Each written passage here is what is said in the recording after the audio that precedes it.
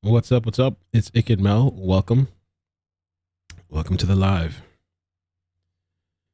Make sure we're good on audio. So we're going to be covering quite a few things today. We're going to do a little recap, slight recap to lead into what's going on today. I pulled up various articles as well. Let me pull up the chat real quick.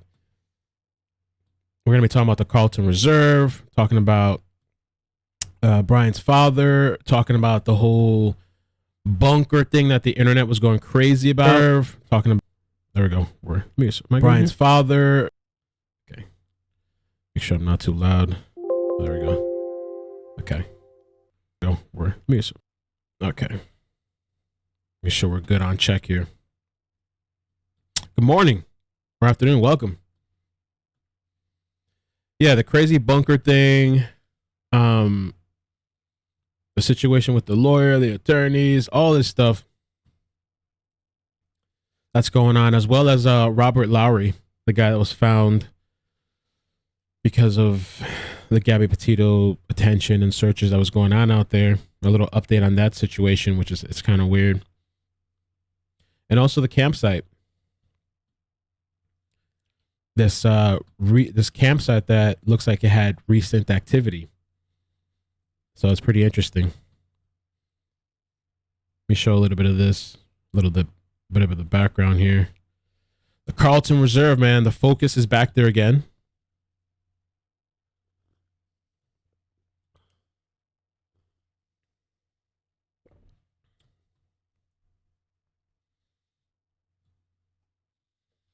Good morning. And last night we were on Discord and we were watching the Dr. Phil, the second episode. And we were on there for a couple hours. Discord has been popping lately too. It's been a lot of people joining in, a lot of conversation. Last night we were there for a couple hours talking. So Discord's kind of a nice, cool, chill place to hang out.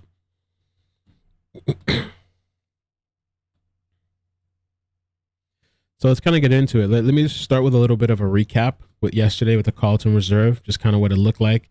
And then we'll segue into today and some of the things that the attorney was saying and the kind of the back and forth that was going on, and to the eventual where you see Christopher Laundrie actually leaving this morning with a bag. And Brian Enton says that, let me see what he said. I have it up here. Brian Enton said that Christopher Laundrie arrived to the reserve in his truck, parked it, then got into a little terrain vehicle with law enforcement and went to the swamp. So he's out there today. Let's check this out. It's a couple of clips from yesterday first. Please hit like if you wouldn't mind. I'd appreciate it. Yeah, Discord has like a big learning curve. It's a little bit tough for some people. Takes a little time to get used to. That's the drone right there. Also, later today, I'm going to be working on Mia, an update. There was a lot of updates that happened with that story, Mia Marcano. So might do I don't know if I'm going to do a live or a pre-recorded video, but definitely later today will be coming. Investigation. Kind of like loud. Why is it so loud? Just to get an idea of this incredibly overwhelming landscape, we are only at the main entrance here, but the reserve has almost 25,000 acres of dry prairie, pine flatwoods, mesic hammocks, and seasonal wetlands, and is considered very difficult terrain with about 75% of it underwater. This morning, we were the only ones here. We noticed activity was ramping up at the reserve. Northport police vehicles, unmarked police vehicles, Suburbans, excavation vehicles, and vans with barred trunks rushed past us at the Do Not Enter sign. I am directly outside of the main entrance of the Carlton Reserve, and I spoke with reporters, local reporters from the area, who are telling me, you know, there has been a police presence here daily, but what they're saying today, which is different, is that there is a sense of urgency here at the park today. I spoke with Barbara Hall, who lives near the reserve and typically bikes the trails daily. That is, before this park became a central part of the manhunt. Well, before this all happened, it was just a nice place to go and ride. They had bike trails, walking trails, but this whole corner was blocked off, and there were just cars lined up, law enforcement, newscasts, news people, all in this area. You couldn't even come close. Like Barbara said, throughout the day, media presence has picked up here. Drones and helicopters were even flown overhead.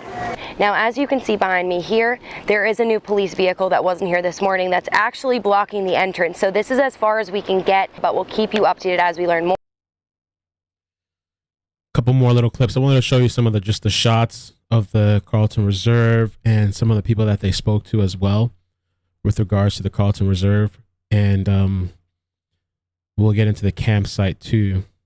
I mean, who knows? Today could be a big day. Today, maybe they found something. Maybe they're getting close. What do you guys think they asked Christopher Laundrie to go out there for, his father? I wonder what's up with that. To help with the search, I guess, to help. I heard supposedly to point out some of the trails that he would frequent, but not sure. Well, Keith, we've been standing right here just watching law enforcement vehicles go in and out of the Carlton Reserve. Many of the people we spoke with who live in this area are hoping that this means there's a break in the case. Where on earth could Brian Laundrie be? It's the looming question for more than 4 weeks now here in Northport, but also all across the country. I hope that they can find him so he can answer some questions and that we can finally get this whole thing resolved. Search efforts for That's a good question. Somebody said, but will the father be honest? him at the Carlton Reserve appear to fluctuate day to day. Until Wednesday morning, we saw multiple search crews pour into the area. I've ridden in there a couple times, and it's pretty treacherous, particularly this time of year. The Sarasota County Sheriff's Office says they were asked to assist for the first time in over a week. Could this mean they have a lead to answers many have been hungry for? Local law enforcement as well as the FBI told me that they have no comment at this time. Despite the uptick in activity, Phil Shopper says he's doubtful. Well, I think they're spinning their wheels out here. Ain't no man can live out there in that jungle much more than a day. But Linda Eastman says she wants to continue to see the movement of the crews. I know they have to cover every stone. They have to do everything to try and find him. And just to give you all a timeline, Brian Laundrie's parents officially reported him missing on September 17th. Police say that he went hiking around this area or near this area earlier that week, and he hasn't been seen since. Good afternoon. Welcome, everybody. Yeah, we're just getting started. I'm doing a small little recap, and we're going to get into the newest things of today, showing just some of these interesting clips from yesterday. And please hit like. It helps out the stream a lot. Share, all that good stuff. I'd appreciate it, man. Welcome. Thank you for stopping by. Last night, we switched it up a little bit and covered the cookie story because I didn't feel there was that many updates yesterday. So today, we're doing a little recap, and we're going to get to the new things, and as well as some interesting articles that I found and people have sent me. And also later, we're going to do Mia Marcano crazy, sad updates with that story and their attorney speaking up and just everything. It's weird and bizarre. Well, let's check out this clip. This is from Inside Edition. Laundrie. Drones flew over the 25,000-acre Carlton Reserve, and cops were seen scouring the swamp from the ground.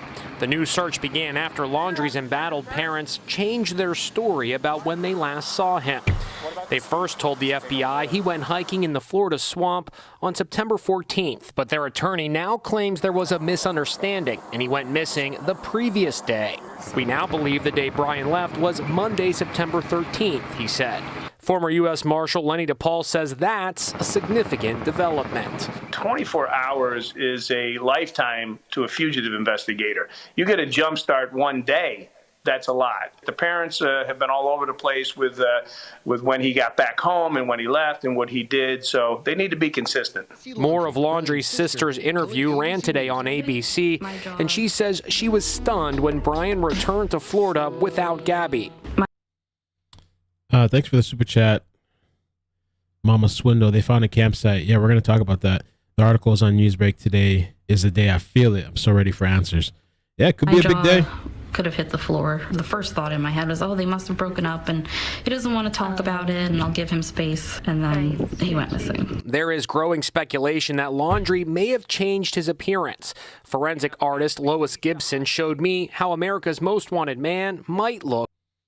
Patty said campsite could be homeless. It could be. It could be.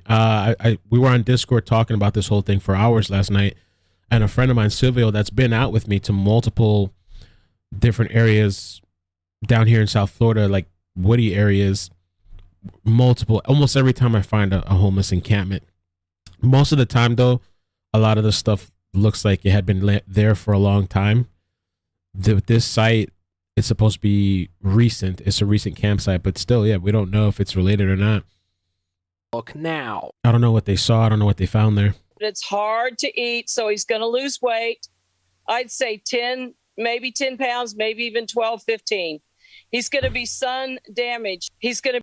So that's the images. Let's take a look at it. What do you guys think? Sketch artist. Somebody sent in the chat too, maybe for negotiations.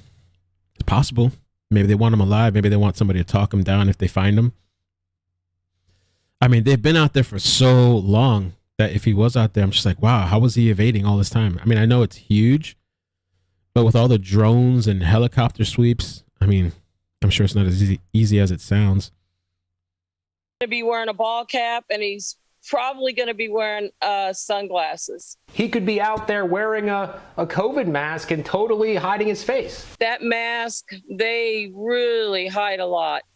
That mask has been so beneficial for criminals. That mask, oh man.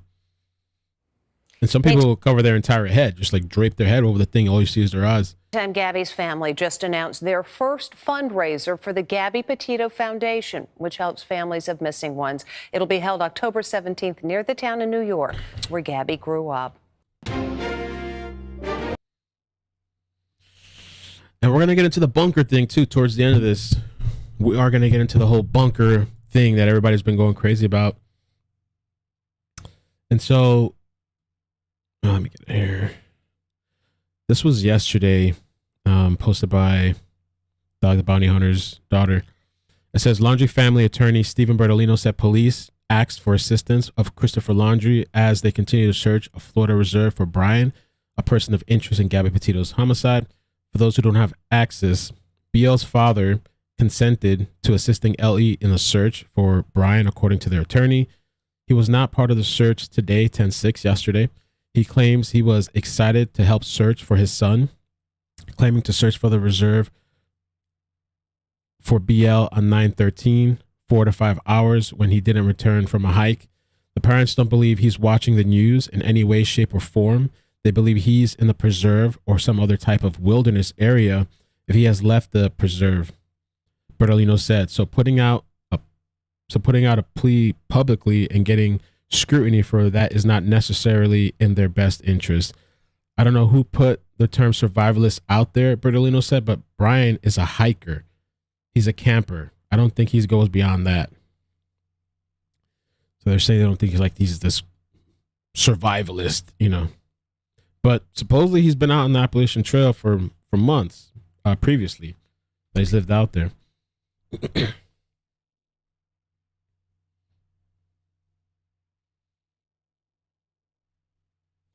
Somebody pointed this out too, which is kind of interesting in the Twitter comments. They spent 5 hours searching on 9/13, didn't find him, but didn't report him missing until 4 days later when an officer came to their door. Right, well said. So, with all this stuff yesterday, there was quite a commotion. It says here, new from the attorney. This was from Michael Rees on Twitter. It says Chris Laundrie was asked to assist law enforcement in their search for Brian at the preserve today. Since the preserve has been closed to the public, Chris has not been able to look for Brian in the only place Chris and Roberta believe Brian may be. Unfortunately, Northport police had to postpone Chris' involvement, but Chris and Roberta are hopeful there will be another opportunity to assist. To me, it's kind of like cleaning up and the reason why they haven't been alarmed about their son or looking for him. Also here, Michael Rees posted, and Laundrie attorney adds, perhaps a liaison to the FBI, but my statement is correct. Northport police say they didn't ask Chris for help or postpone anything. Are you sure about your details? Yes. Who asked him to help? How do you square this with Northport police saying they didn't postpone Chris' involvement? perhaps a liaison to FBI, but my statement is correct. So there was kind of like this little going back and forth thing. Now, Taylor declines to discuss whether MPPD invited Chris to search prior to FBI involvement. So it says here in this text message, Josh's Northport Police Department. Have MPPD had any talks with Chris Laundrie about joining the search for Brian? What about before FBI took over? FBI case. That doesn't mean you didn't discuss it before FBI took the lead, though. I can't speak to their ongoing investigation.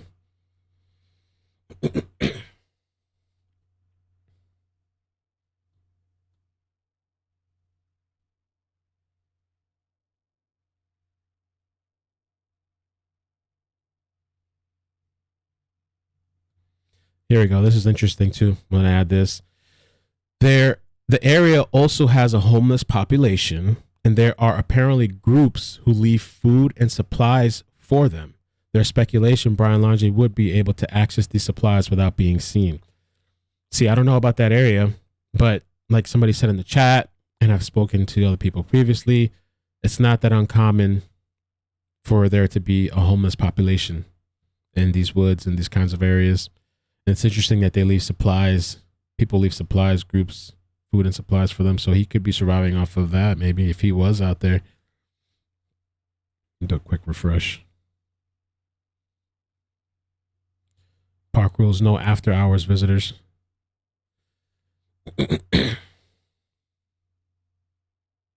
Also, this is interesting.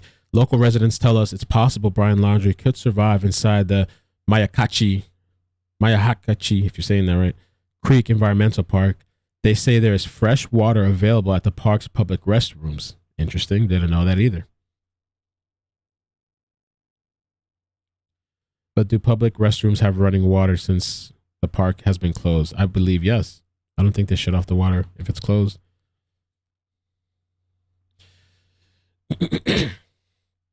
Yes, I have been saying this for weeks. Also, plentiful fresh water on the ranchettes in the Northport Estate area. I was just out there at a friend's birthday last weekend and kept thinking he is out here in the trees somewhere. So I don't know. Kind of interesting with that. Now, I'm going to play some of these quick clips. A little bit about the campsite. In reserve yesterday, there's some FBI officials pushed back on that. The attorney saying police ended up postponing Chris's assistance. Meanwhile, we're still waiting for Gabby Petito's final autopsy result. The coroner stopped short of revealing her cause of death, and one forensic expert saying that is not normal. Here, there's been a long delay, I guess, because of the concern about not missing anything. But more important, I think, will be the same people who gave police information about the trips they took and how they were seen along the way may find something in how the death occurred. As for Brian's possible whereabouts, law enforcement have reportedly found remnants of a recently used campsite at that preserve. There have also been sightings along the Appalachian Trail. Some thought the FBI might be asking the family to help identify some of his belongings. We'll continue to watch that. We'll do this. Another thing, this is from last night with Brian Enton speaking on the whole Christopher Laundrie being asked to help and assist with police. This is definitely a twist that we did not see coming, especially just within the last hour or so. Christopher Laundrie inside the house behind me, now apparently asked by the police to assist in the search for his son. I want to show you this. And guys, please hit the like button, por favor. Help get the likes up. This is the text message that confirms it from Mr. Bertolino, the Laundrie family attorney. This is what he texted us.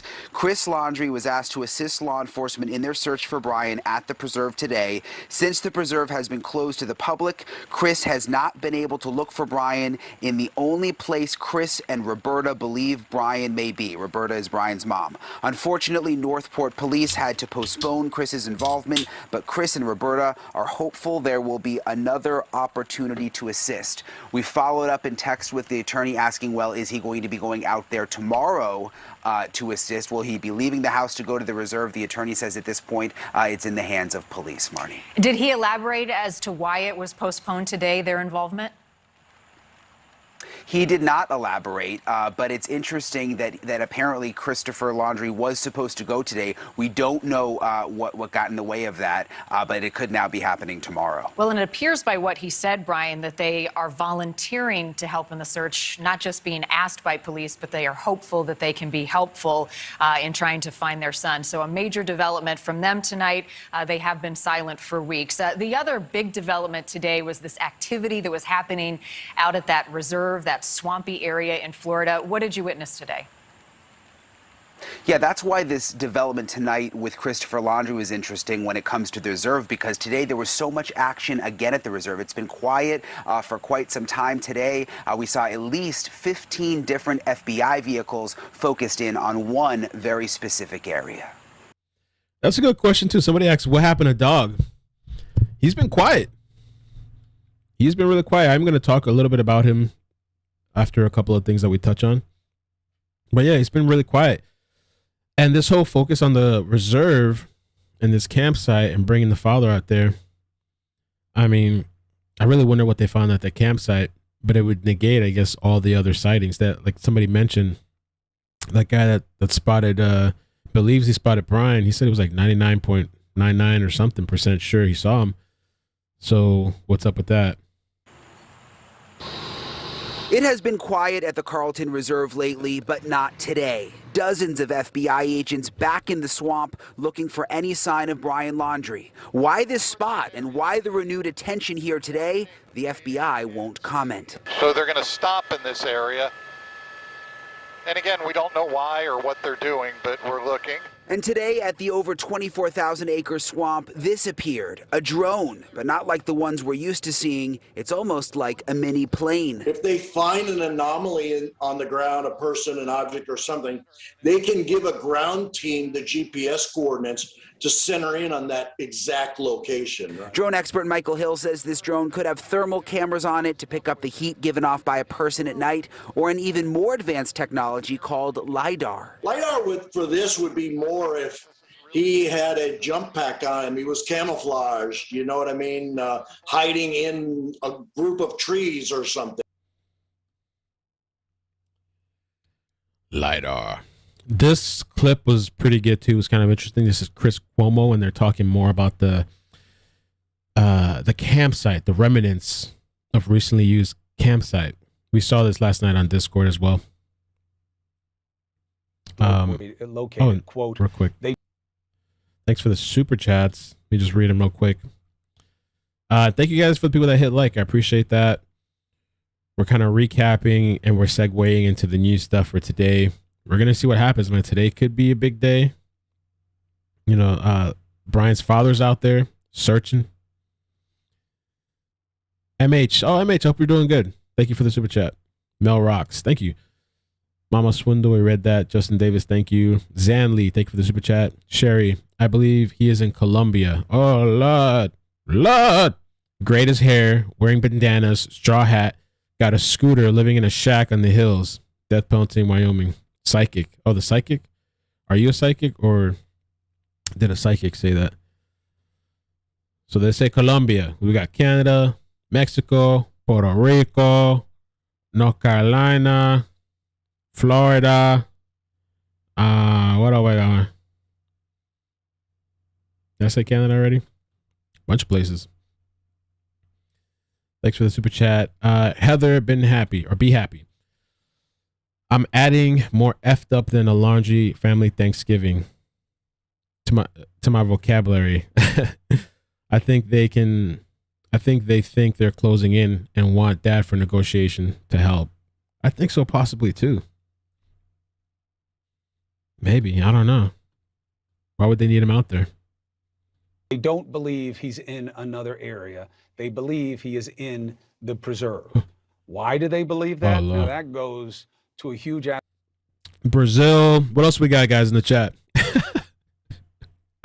Oh, you are a psychic. All right, cool. So you say he's in Colombia. Colombia, man. Hiding on. Doing a little yayo.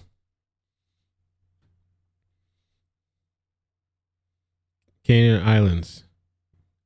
aspect of speculation and curiosity about this story, about what the parents knew, when they knew it, and why they refused to communicate with Oh, they did say Panama too. the Petito family and why they won't speak to authorities about what may or may not have happened between their son and Gabby Petito.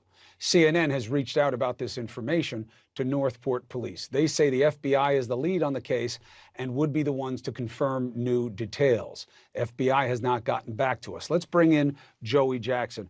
First of all, Fredo. Always good to have you, brother. This is the kind of thing they are looking for right now, some trace that the kid is actually there. I have to believe that even if they did find remnants of a campsite, that's very different than finding him. But this is what the search is all about, right? Yeah, there's no question about it. And so obviously you may find remnants of a campsite, but the question becomes whose campsite? It's a large world. And so we can't automatically presume and assume that it's his. I think investigators, in my view, Chris, are doing three separate things. Number one, obviously, they're still really dealing with the autopsy issues relating to, right, first point and issue, the victim here, Gabby Petito. They're looking for information as it relates to her and what they found, what the autopsy shows, what the crime scene shows. I think number two, Chris, they're presenting that information before the grand jury. And three, to circle back to your initial point, with respect to finding Brian Laundrie, they want to find him. They need to find him if they are to bring him to justice. The issue is whether there's someone to find or whether something, some other thing happened to him, which would be obviously meaning that he wasn't alive. And so a lot to ferret out, a lot for investigators to do, but we can't speculate because there were remnants of a campsite that they had any connection or nexus to Brian Laundrie at all at this point without further information. Right. I mean, look, I think it is a possible step for them, but I think we would know if they were anywhere close to finding him in that location, and we haven't seen that. Gabby Petito, we know that her body was found near a used campsite. Now that goes, once again, Joey, to this act of passion that this may. What do you guys think, man? This Carlton Reserve still a waste of time? They're going hard for this thing, man. And now the search has been reignited. There was a campsite found. Dr. Bounty's hunter went off. His daughter, one of his daughters, went off and called him out. And so we're going to get into that article a little bit too. And she was even talking about, oh, monster can? Come on, a monster can? I don't know what kind of family issues they might have, but one of his daughters was going off as well and kind of put him on blast. But yeah, he's been quiet. I don't know what's going on. Are they still out there on the islands? May well have been someone she was familiar with because this is where she was staying. This is where she was. She wasn't found, good idea. Buried somewhere or secreted somewhere else. And that goes also pointing to Brian Laundrie. Now, a finger at him is also a finger at his family. And people can't get past that they wouldn't talk to the Petito family when they were saying we don't know where the kids are, and that they won't talk to the police about what might have happened. They say that has to mean that they knew something, and that something has to be bad. Your take? Well, you can't blame people, right? Because let's talk about, before we get into the niceties of the law, human nature, which you and I have discussed. You talk about a relationship between two parties. That relationship was supposed to be predicated upon love, mutual respect, trust, protection. And so you're the one person who was with their daughter. Would you not think or believe that you would have information that could help the police to find her if you believe she was alive or to protect her in some way? And so if you don't reveal that information, right, human nature would suggest, now let's get into the law of circumstantial evidence, consciousness of guilt, state of mind of the party. That would all suggest that if you're not part of the solution, sir, you're part of the problem. And so you can't blame people for, I don't think they're jumping to a major conclusion. They're drawing an inference that if you didn't assist, it must mean you did something wrong. And I would hasten to say that if I were prosecuting the case, that's exactly the inference I would ask the jury to draw. Not there yet, but speaking with respect to how you prove this case, Chris, this is a circumstantial case so far. Well, most of them, right? 97% or so, of your cases are going to be circumstantial. But here's the last point I want us to go through, Joey, is that when you're talking about the family, oh, they changed the timeline. How did they get a day wrong? Look, my reporting hasn't changed. The lawyer for the authorities The lawyer's not the issue here. It's the timing. And yes, they were told not to talk. So they changed the timeline. Look, if the feds believe they changed the timeline by buying this kid a day, you can't lie to the feds. It's a crime. So we would see something moved on them real fast. But my reporting stays the same. The night of the 13th or the morning of the 14th, the federal authorities were told that the kid hadn't come home. What they did with that information. No, I think that's actually the 17th is when they reported him missing. Or maybe they're saying that he didn't come home those days. That's what they're trying to say. When they communicated it at all to the North Port Police, that's on the feds, not on the family. Do you believe the timeline change makes a difference? And do you believe the family is Of course it makes a difference if a timeline changes. staring at any kind of legal exposure? So, Chris, it has to make a difference, right? Going back to the issue of obviously. human nature, which we lawyers always say, you know this very well, right? We argue common sense and good judgment. There are certain events in your life you cannot forget. Your son leaves. Do you not know what day of the week that would be? The day you got married. Do you not know what day that is? Your birthday. How about that? Do you know what day that might be? And so there are certain days on a timeline that are so significant to us as a matter of our human experience that when they're altered, it makes us go, was there some nefarious reason as to why? And so my take on that is that it's highly problematic at best and criminal at worst. Last point, Chris, and that's this. You know, I'm not ready. Well, I'm almost there in terms of indicting the family, but I would have to think that they would, because when I say indicting them, I don't mean, when I say indicting them, I'm using that, I have to be careful in a layman's term, right? Yeah. My layman's term with respect to what they knew, what they didn't know, what they shared, what they could have shared, what they specifically did and what they did not do. But even if they know all of it, even if they know everything, Joey, that's not a crime. No, it's not a crime at all, but it would be a crime in the event, let's talk about hindering prosecution. Let's talk about obstruction of justice. Let's talk about accessory after the fact. What do those terms mean? In the event that you're nothing given if you don't ever information- put charges against Brian Laundrie. Well, listen, that will be contingent upon whether he's found, right? That's right. That's number one. People upset too. CNN, Fox News, no! People losing their mind. Cuomo. I thought it was an interesting clip, regardless of the network or whoever. I mean, I know about Cuomo and stuff like that. I think with regard to the family, in the event you know information and you're given faulty timelines, that's obstructing justice. That's If it's a hindering faulty prosecution. timeline, they may have messed up their dates. Apparently they did. But if the authorities, the federal authorities, the cops were told, the local cops on the 17th, and that got everybody upset. You know, oh, he's been missing since Monday and you don't tell us for all this time. Why? If the reporting stands that they told the federal authorities the night of the 13th or the morning of the 14th that the kid was not coming home, what difference does it make if they mess up the dates? The difference is it what we call, not to get fancy, is it a material misrepresentation? Again, you have to... Yeah, like if they purposely lied. I mean, I don't know if we'd ever find out or not, to give him extra time or whatever. The timeline, what difference does it make? Forget about it. Establish that you knowingly and willingly misrepresented. That's and what would again, I trigger just say, a federal you offense gotta of know lying to the certain FBI. dates, Chris. I'm with you. I'm just saying, if they told... Who cares about the timeline? A day, 2 days, 3 days. The cops, when they say they told... If they told the FBI, when they say they told the FBI, then I don't know how the FBI can be upset about this. But we'll see. Joey Jackson. Yeah, I don't know what the FBI knows. We're never really going to fully know, maybe until the end or in court, what they I know. appreciate you. You are a better mind. Let's go to Cuomo prime time. And so this was this morning. Christopher Laundrie leaving the house this morning alone. He had a plastic bag. Mr. Laundrie, you have one good thing to say about your son? Mr. Laundrie, you got a search for him today.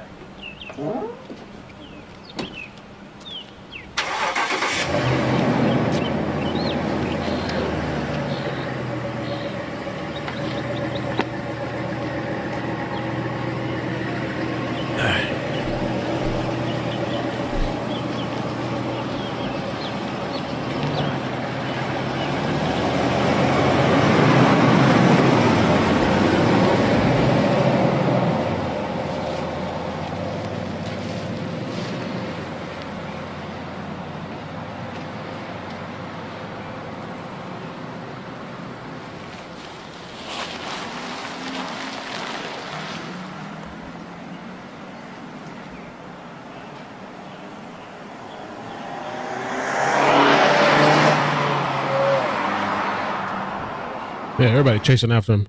Where's he going? Where's he going? Follow him, get him. Bob, he's leaving, he's moving, Bob, get him. Everybody scrambling, jumping and running into the cars. He's on the move, he's on the go. So I wanted to show you this clip too. Pam sent this to me. Thank you for that. There's a couple other people. There's a lot of people that have been messaging me. I had the name somewhere, but let's check this out. So this is supposedly, and I haven't seen this yet.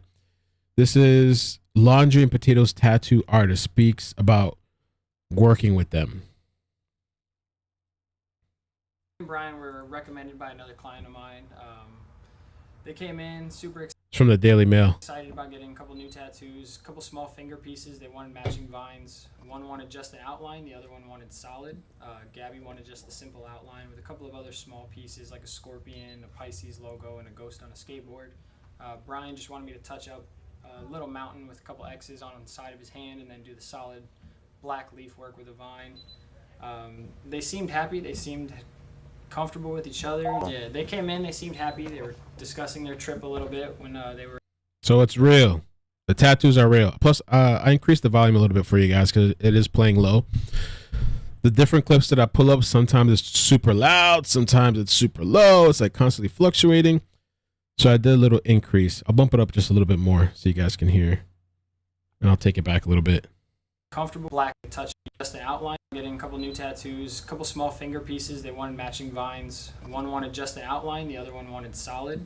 Gabby wanted just the simple outline with a couple of other small pieces like a scorpion, a Pisces logo, and a ghost on a skateboard. Brian just wanted me to touch up a little mountain with a couple X's on the side of his hand and then do the solid black leaf work with a vine. They seemed happy. They seemed comfortable with each other. Yeah, they came in, they seemed happy. They were discussing their trip a little bit when they were in with me. They discussed how he was doing artwork and graphic design. She discussed how she liked the horror movies and they were into forensic files and stuff like that. Did she say what type of movies she liked? Just mostly we just discussed horror movies. That's what most people tend to like. I have a lot of horror stuff around, memorabilia and stuff. Did she mention any titles? Nothing specific, no.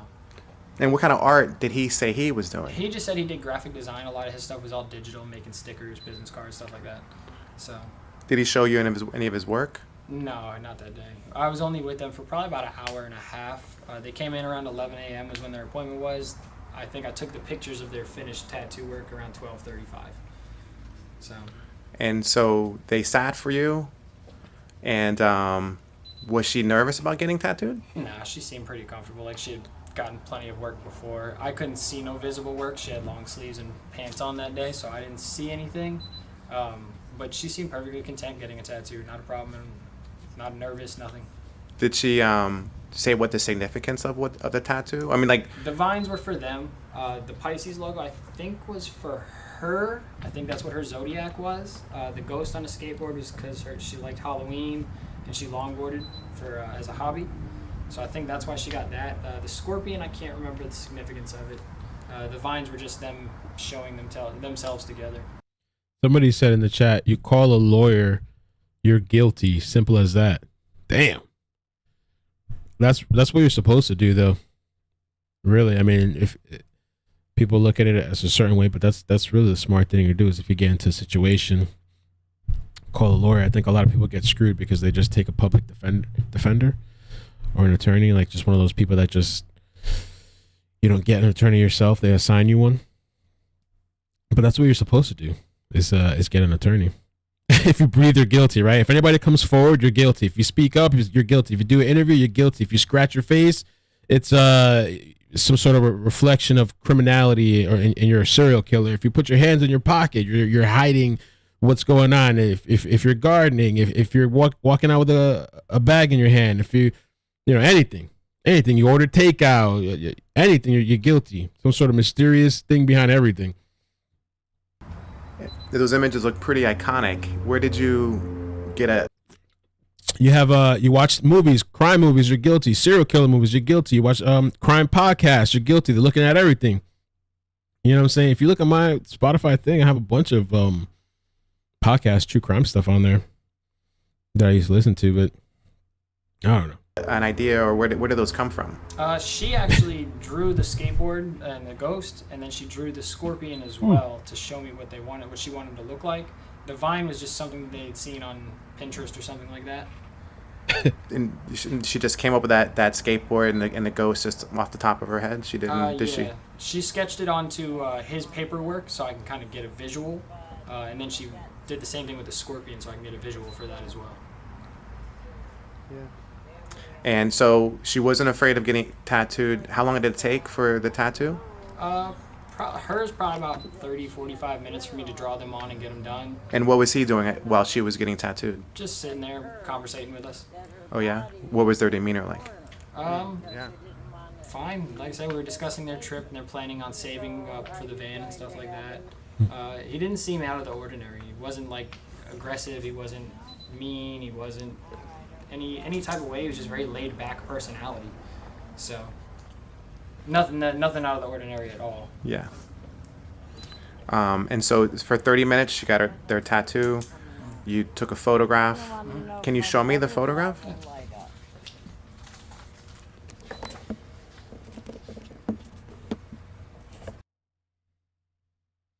So I don't know if she like drew this stuff herself. It's interesting.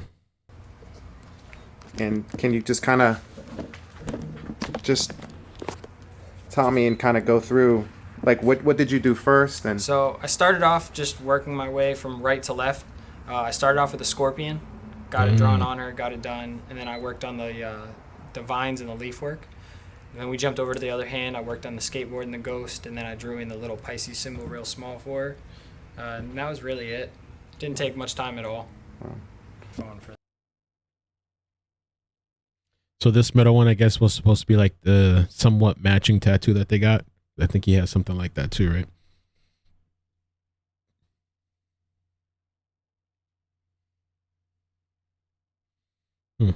For their hands. And I just don't have his in my book. And so what did he get? So then she was done getting tattooed, and then what happened? After she got done, I went ahead and I tattooed his. I drew his on the way he wanted it to look. And where did his go? His was on I believe, the same finger as hers with the vine. He just did his in solid black. His didn't come down as far either. It came down a little bit, just a hair past the knuckle instead of all the way down towards the tip of the finger. And did they say why they were getting matching tattoos? Just because they had been together for a couple of years and they were planning this big trip together. They were engaged, I believe, at the time, is what it was. So then, how long did his tattoo take? His probably took me about 20 minutes. Did he have any issue with the needles at all, or with the pain at all? No, he sat like a champ. I'm light-handed anyway, so I don't really get too many people that squirm and jump out of the way. So when you were done tattooing him, you cleaned him up, and then what was their interaction like when they left? They were happy that they had just gotten their fresh tattoos. They seemed super excited. They said their goodbyes, and that was the last I ever heard from them. Did they take any photographs of the two of them with their tattoos together, or any kind of? Not at the shop. I've seen on Instagram that she had posted a couple of pictures of her and his hands. I guess that when they went out to dinner afterwards, or went out to lunch afterwards. Very cool. And what is your impression with all the news and everything going on? What is your feeling, now having tattooed both of them? What's your personal feeling having had that interaction with them? It's a little mind-blowing because it hits close to home now. Typically you see things like this all over Facebook and Instagram, and they're usually far, far away. This one hits a lot closer to home. These are people I've met, I've spoke to, I did tattoos on, and that's a big deal as a tattoo artist. We become a part of these people's lives. We put a piece of us into them as they go on and carry on, because they forever look at those tattoos and think where they got them. So it was a little crazy, and then I look back on pieces that I've done, and then seeing those, it's crazy to think that's the way it all happened for them, unfortunately enough. Yes. Do you have a message for Gabby's family? Yeah, my condolences go out to you guys. I'm sorry for your loss. She was a very sweet girl, very bubbly personality. She seemed very, very nice. And unfortunately for her, what happened is just poor relationship, obviously. Hopefully that he gets caught and justice gets served. So that was the tattoo video. somewhat interesting, but it seemed like he was digging to try to get something, but nothing really happened. It's just they went and got tattoos. They give you a little bit of the origin, I guess, somewhat of like how they came about, and her designing or drawing that stuff. Now, let's talk a little bit about. Oh, we got to get into that too. By the way, yo, welcome everybody that's joined. I appreciate you guys stopping by, doing back to back bits of information and details of the story, trying to squeeze everything in because I took a little break yesterday, somewhat. I'm also towards the end going to do another sweep to see what comes up. I'm going to be paying attention. Contact me today. If anything pops up, I'll just jump back on. I'm going to work in the Mia thing after this. Discord is popping. We went from like 100 people to like 400 people, almost 400 people in there now. Last night we were in there talking, and it's a kind of really cool, chill place. And if you're a member, you got to sync your account with YouTube. Anybody can join, but there's a member area as well. So you have to sync your account for it to register automatically. So let's talk about this, man. And please hit like, por favor. I appreciate it. Thank you for spending this afternoon with me. Dog the Bounty Hunter's daughter calls Brian Laundrie hunt a publicity stunt. One of Dog the Bounty Hunter's daughters has dismissed his high-profile pursuit of Brian Laundrie as a publicity stunt.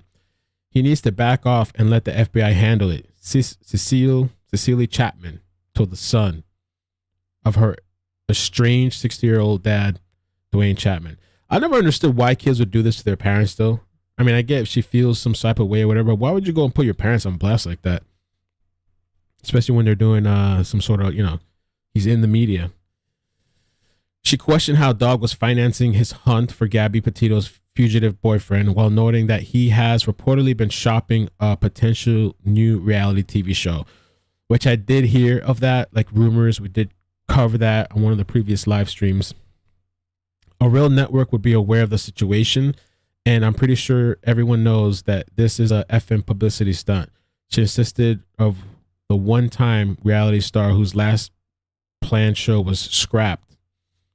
Cecile insisted that footage of Dog wading in the Cecile insisted that footage of Dog wading in the swamp water looks totally staged and laughed off his claims of making breakthroughs in the case. Some more over here. What? You found a monster can energy? What does that do for anybody? She asked of the empty container that Dog showed off as proof as a possible campsite in Florida's Fort De Soto Park, where Laundrie went with his parents after returning from the cross-country trip. She questioned how Chapman was funding his hunt and also dismissed the chances of him finding the fugitive before law enforcement, which I think, I thought he offered $10,000. Or did he donate $10,000 or offer $10,000 reward? He did something with money. To be completely honest with you, the FBI is never going to let Dog the Bounty Hunter catch Brian anyway. The FBI is way too prideful, she insisted. Cecile and her 22-year-old sister Bonnie are estranged from the newlywed Dog after becoming his most outspoken critics. Bonnie has accused the reality hunter of racism and homophobia, as well as cheating on her late mom. Dog previously told Page Six, Sally, Bonnie, and Cecile had been employed by disgruntled former associates with multiple felonies who want revenge at any cost and are attempting to tarnish my reputation. One daughter, Lissa, and we've seen her on Twitter, is still by his side and has been active in the search for Laundrie. On Tuesday, she said that they have a ton of information we're sorting through. Due to all the media coverage, we have had to let things cool down and allow the real leads to come back in. Tips are once again becoming more streamlined and verifiable. So I thought that was kind of just interesting to put out. He offered a $10,000 reward, says Sally. Okay, thanks. Wanted to show that a little bit, that article. Also, I don't know if you guys knew this. I don't know if somebody sent this to me or I found it.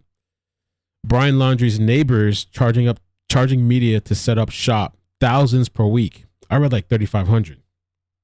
So those media people that are out there standing on the property and staying on different people's houses, the neighbors are making money. I mean, I don't blame them for charging them.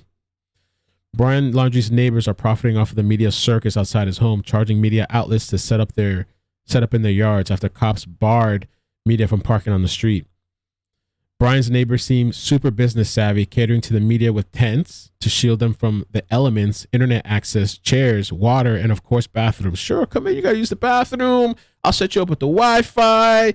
Anything you need, I'll bring you out some lunch. I'm going to go shopping.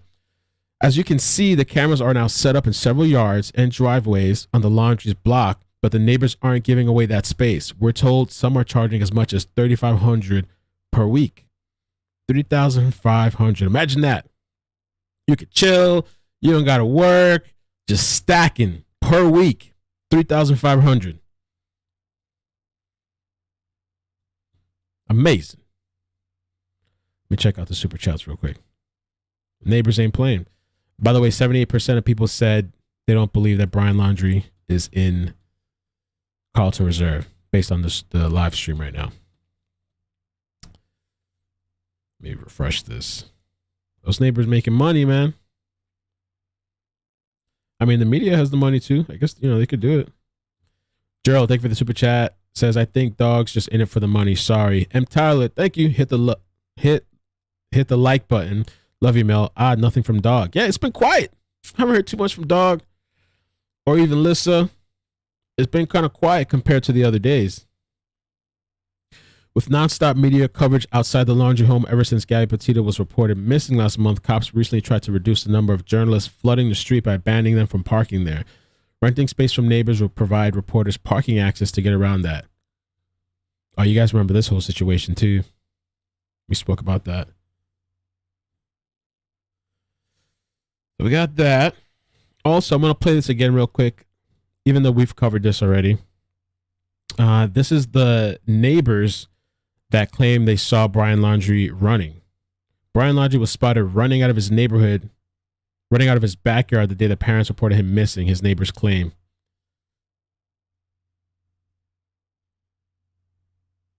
I'm going to play the clip so you can see what they have to say. A woman known as Jen said witnesses spotted who looked like Laundrie running from his home in Northport, Florida. In the clip uploaded to Twitter, she speculated that he may have run through the nearby woods. Jen claimed that another neighbor recorded an alleged moment on CCTV, which I haven't seen that video. It'd be nice to see that if it's out there somewhere. When asked if she thought Laundrie was in Northport area on the day that he was reported missing, she said, yes, he definitely was here. Let's play this clip and check it out.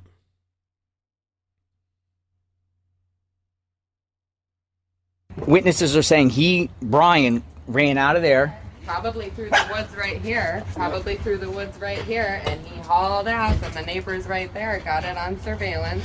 So they said they thought it was him. I thought it was going to be the full clip, but it wasn't. Let me see if they have a full clip here. Jonathan. Practice. Right there, in back of that house is where Laundrie lives. So you're saying last 2 Fridays ago, when during the protest, the day they reported missing, Yep. witnesses are saying Brian, ran out of there. Probably through the woods right here. And he hauled ass, and the neighbors right there got it on surveillance. So they said they thought it was him. So yeah, and so you're saying the police actually asked you about that photograph that's circling. Do you know if they came back? What was it, Saturday? They came back the next day, and I thought I was in trouble because of the protest. Don't you remember? Yeah, the cop wants to talk to you. Yeah. And did they go to any other neighbors? You think? Did they go? How come you don't come out in the daytime? They were at, well, they asked. How do you feel about Gabby? Do you have any message for her parents? Jesus, was that the reporters in the background, I guess? Or is it the protesters in the background as well? The cops were walking up and down the street. So you guys think it was him? Yeah, definitely. He was here. I mean, to us, we think it looks like him too. He was here. Yeah. I mean, we he think. was here Friday, and as soon as it got dark, everybody was so concerned with. Waiting for cops to come. Yeah. Found some bones in my wall. Are they human? I don't know. I hope they not only though. focused on that one street. Well, who else is gonna? Waiting for cops to come. Found some bones in my wall. Are they human? I don't know. I hope not though. I don't know what's wrong with these people, dude.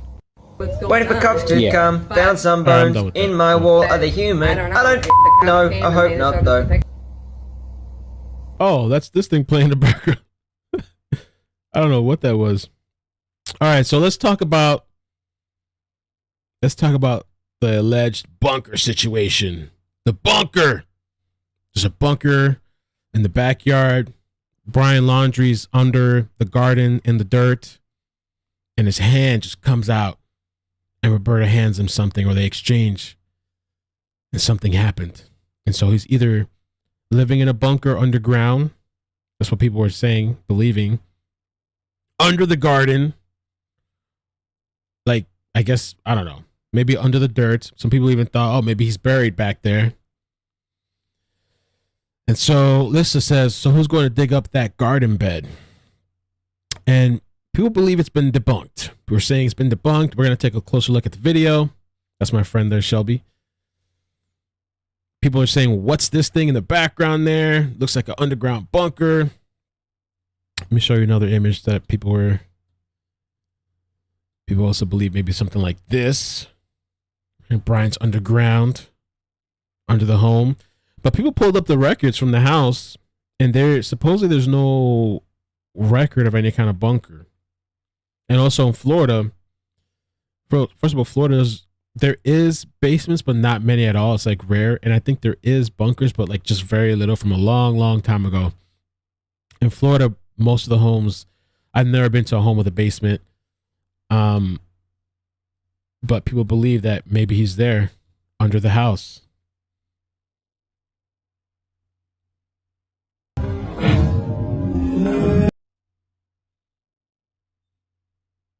There it is.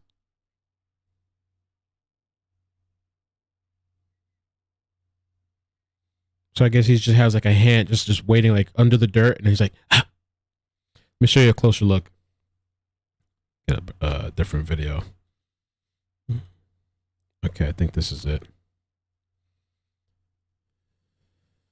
The bunker theory. He's underground hiding.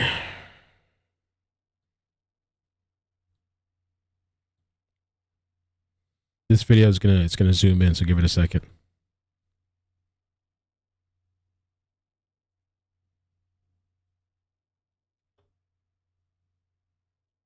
People are saying that's just a weed.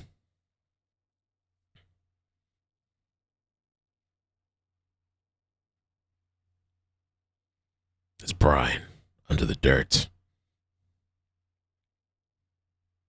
I mean, they were going crazy with it yesterday. That I saw. And so in my opinion, just to clear this out, I don't believe Brian's underground. I don't believe there's a bunker, and I don't believe that's a hand. It really just sometimes with video and when you're zooming in and maybe the quality is not that great, things could be a little bit deceiving.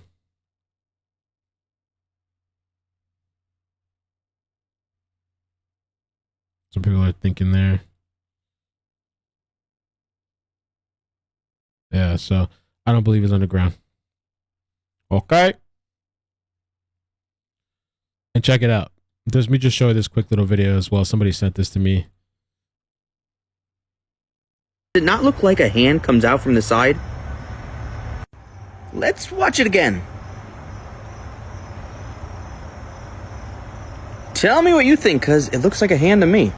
Hold up just a quick minute. Hold up. Could Brian Laundrie be in a bunker in his parents' backyard?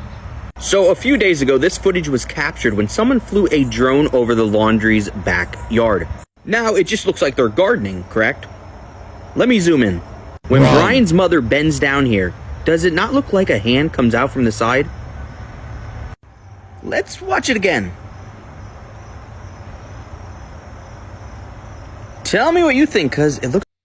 So yeah, I just wanted to kind of kill that and move on. Hopefully we don't visit that again.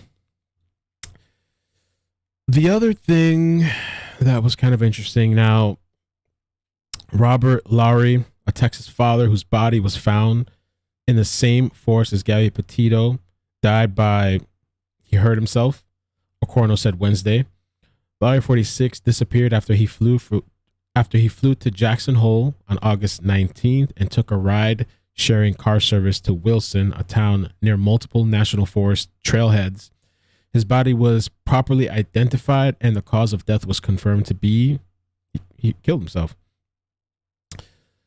Leigh Lowry, his sister, told NBC's Dateline that he resigned from his real estate job and he was going on various camping trips before he started a new job. His family grew worried after he stopped contacting his 2 minor children. So some people don't believe, they think it's BS, he didn't kill himself. Some people think that maybe he saw something, but that's what the coroner's official statement is on the situation. Now, I'm going to play a little bit of this, see if there's anything going on new. I'm going to do a little scan for updates, but I just kind of wanted to jam-pack this live stream back to back to back with a little recap and then all the updates. Giving him that information, but we cannot confirm that. But that was my point earlier. Maybe they're bringing him out to see something that's bigger than being able to put in a bag and bring to the house to have him confirm.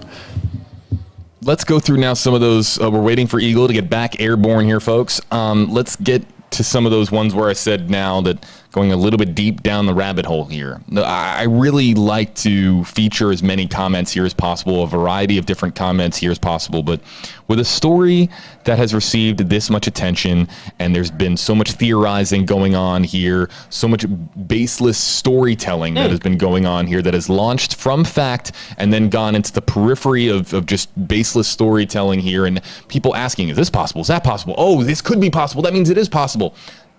There's so many questions here in our queue that aren't really rooted in reality, but we can bring them up here to at least kind of talk to you about some of these things that you've been reading online. And that's part. Somebody said, JB is defending Brian. Why is this being shown? He's defending Brian? Part of what we do here at WFLA now. The idea here is with interactive journalism here that we can, instead of just let the social media comment section run wild, and we know no matter what we do, it's going to run wild across all platforms, we can at least talk to you here about some of the things you're reading online and tell you whether or not they are rooted in fact, whether or not they are baseless in fiction, or whether or not there's kind of this gray area where we just don't know the answer to that question. But we might have an update here. Okay, so is there... We got an update? What's going on, JB? Tell us. Understood. Okay. The decision... Uh-oh. You going to break the news? Do you want to do it? I got nothing to lose. I'll do it. I started this stream, and this is your stream, brother. You get to break the bad news. Eagle 8 HD is not returning. The Eagle has been grounded. Eagle is grounded. Not returning, and as I understand it, it is a resource-based decision. We have, of course, been accumulating so many hours. Seriously, how many hours in the air? I've been here for a few years at WFLA. And you know what I love about it? I'm getting comments from Twitter and just saying, hey, get the chopper over there now. Like I have a switch I can flip and say, hey guys, just put the chopper up over there. You don't have an idea how many resources it takes just to get that chopper up in the air and to fly there and to come back. And I want to reference... And the expense. The tweet yesterday that I made while we have this opportunity. So before I do that, let me just kind of address Eagle 8 HD is returning to Tampa, will not be going back to the site here due to... For now. That could change. That could change. To echo exactly what Josh, JB, and JB here in lockstep. Never say never. Never say. See, now you're JB cubed. You just went JB squared, and now it's. All right. Okay, man. That's it. The chopper's not flying back out. Let me show you something else. Just a little additional thing as well from Josh Benson on Twitter. And it says, new from Laundrie family attorney Stephen Bertolino. This was posted about 2 hours ago. And it says, Chris Laundrie is assisting law enforcement today in the search for Brian. Chris was asked to point out any favorite trails or spots that Brian may have used in the preserve. Although Chris and Roberta Laundrie provided this information verbally 3 weeks ago, it is now thought that on-site assistance may be better. The preserve has been closed to the public and the Laundries as well, but the parents have been cooperating since the search began. So Josh Benson says here, see if there's anything new. I think that's kind of it. What Josh and I have just been talking about, that's a sizable amount of resources. It is easier for us to do a stream with Eagle, meaningful, a development that you need to know about there. We could have done a stream last night and just told you that, oh, it's the same as what we told you in the afternoon, but we held back and it was difficult to do so because of the amount of resources. And of course, we're a news organization. Of course, that when we spend the amount of money to to send Eagle 8 HD to the other side of our coverage area, that we want to get as much, we want to be as financially efficient as possible here, but it was difficult, and that's because of our commitment here to you to always try to bring you developments as they occur and not try to just go live for the sake of being live. Does that, yeah, Josh, does that make sense? I think to add to that, a lot of people are frustrated if we're not giving them more coverage, but you got to realize a full operational newsroom has so many stories to cover, and there's, Florida, as you know, is a hotspot for news. It always is. There's so much news going on, as most states, but in Florida especially, we have a lot to cover. So we only have one helicopter, and it can't be dead. All right, so that's kind of the gist of that. Got to take a look at some of the comments, do one final sweep, and I will be doing an update with Mia today. This bridge goes to the dam reserve from the Laundrie's neighborhood. What? What's this? What's this? Let's take a look at this. Oh. This is Jonathan. Let me take a quick look at what he posted here.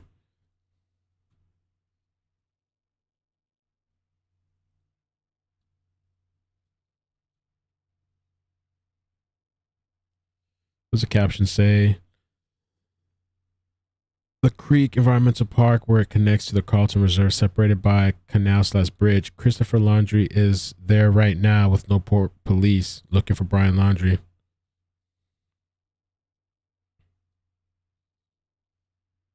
There's no audio, but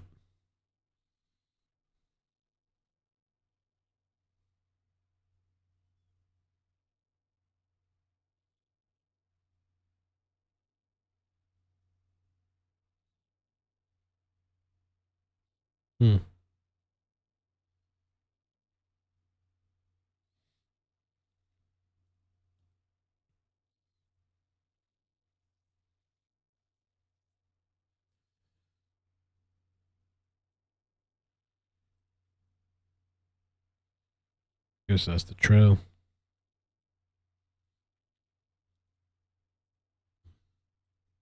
Let me check over here too.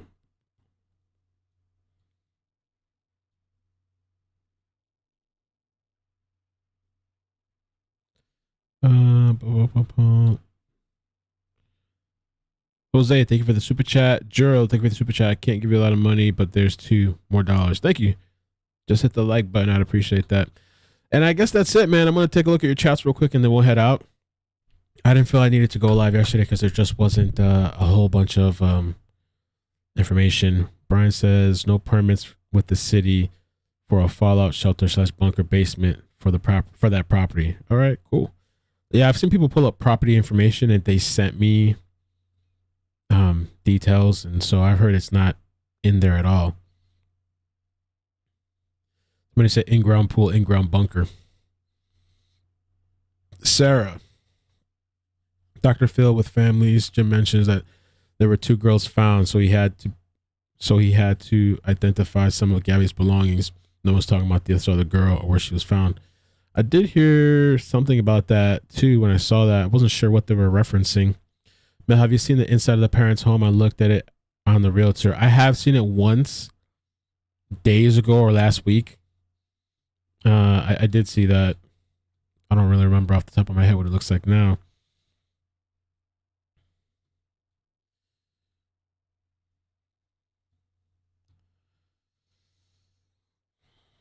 People are saying under the pool now. Some people say they think the phone is in the garden.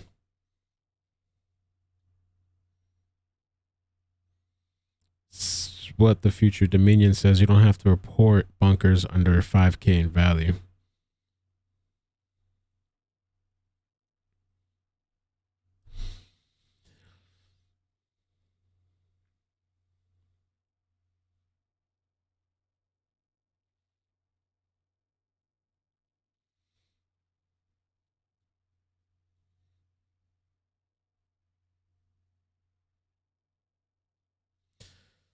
Well, I covered at the beginning of the stream about what was going on with yesterday and the FBI and police and Brian's father assisting. And regardless of whatever was said, which I showed both sides of things, today he's out there and he is assisting, you know?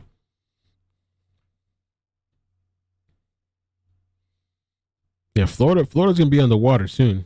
I mean, all the sinkholes, and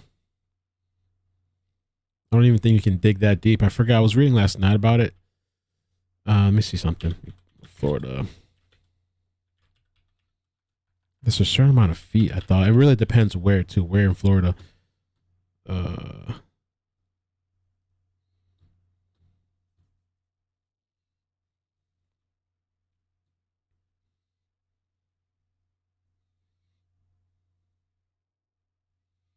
Says here, newcomers to Florida are often surprised when they are told their new home will not have a basement.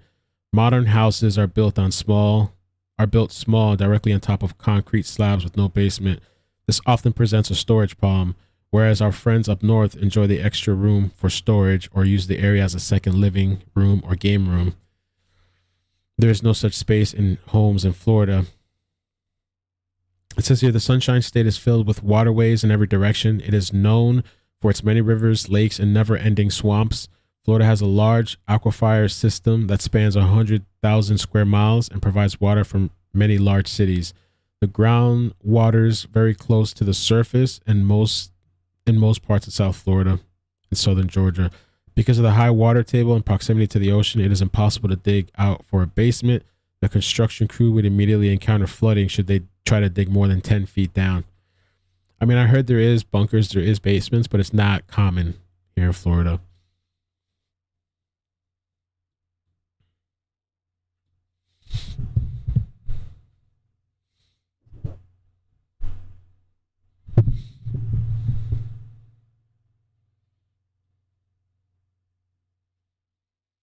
So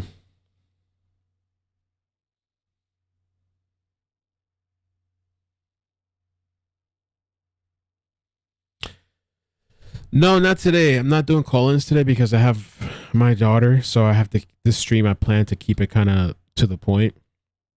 Tomorrow maybe we can do calls because tomorrow I'm taking her back to school. But yeah, I just wanted to keep it brief. I will be back today though. I'm gonna put this video together for Mia. We'll see how that goes. And if something happens, something breaking, for sure I'll be back as well.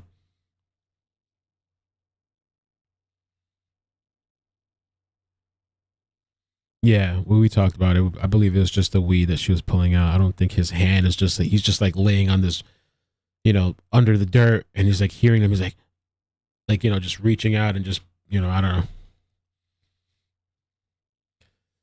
Michelle, thank you for the super chat. Mel, good job. Do you have any updates on Cookie? I noticed that Keke Palmer took her Instagram post down. Just curious about that. Did she really take her post down? The only update I would say, I haven't checked today, but I did see that she was being honest about that that story from the elevator where a guy was killed in the elevator. I found that article and the details that she said was accurate. But beyond that, I don't know. I wonder why she took down her post. Let me check if there's anything here real quick. Sean Sims. Oh, and by the way, yeah, I'll put the link for Discord as well. And like I said yesterday, I'm just saying it again. If there's people that are problematic, that are always causing issues or whatever on Discord, you're going to get kicked out because it's not that kind of place.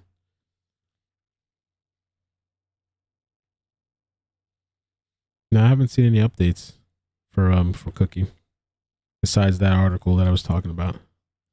Let me put the link in the chat for anybody that wants to join. And like I said, it's a learning curve, so you're going to have to take some time. If you're not familiar with it, it's going to take some time to get used to and figure it out.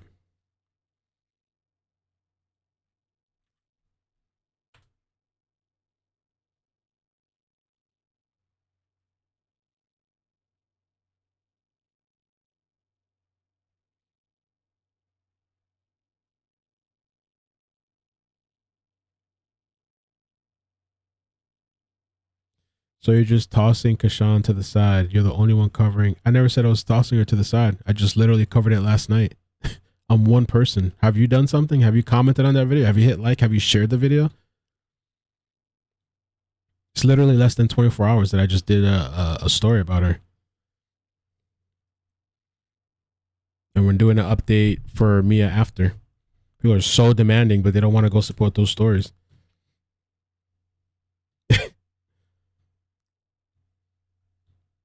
You're tossing her to the side?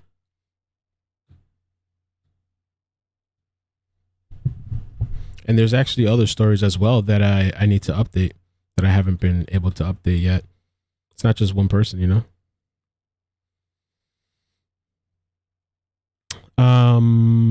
Crass says if the water table was too high, if the water table was so high, no in-ground pool, think about it.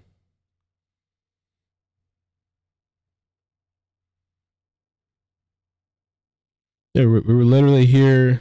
I mean, yesterday's live stream was over an hour and a half, and we were talking about her on Discord last night as well.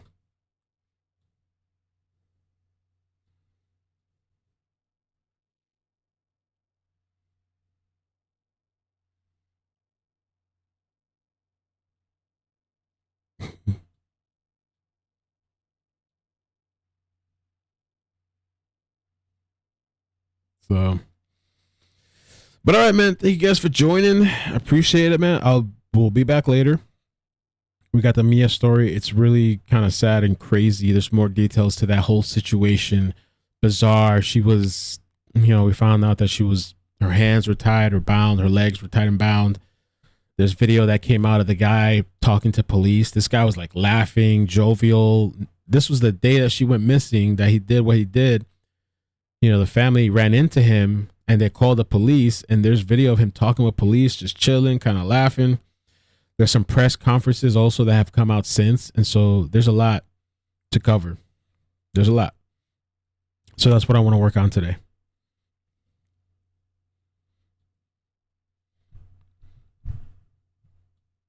And I knew, the story yesterday, I knew it wasn't going to get as much views or attention, but I've always done other people's stories. But, I'm one person. And I have my daughter, and I have to make sure she's good and balance everything out too as well. So, but yeah, I'm going to be following the story. Of course, all these stories we'll be following and doing updates. I mean, I got to check on to Daniel Robinson, Jelani Day. There's just a lot of people. What do you think about the bunker? I don't think there is a bunker. I don't think that's Brian with his hands waving.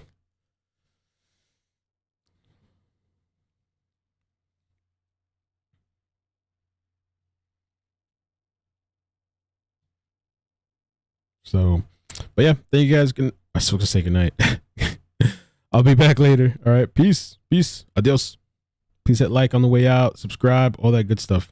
I did Jelani Day, but I'm looking at to see if there's an update. But I did cover Jelani Day. I covered Daniel Robinson. I covered Mia. I covered Kylan Schulte and Crystal Turner. What else did I cover recently?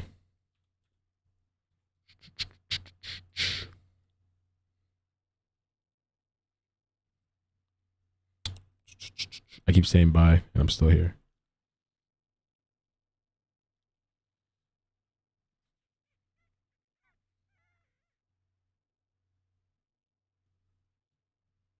I did the Farrah Carter story. There's quite a couple of stories that I covered in between this. So, all right, peace. Bye.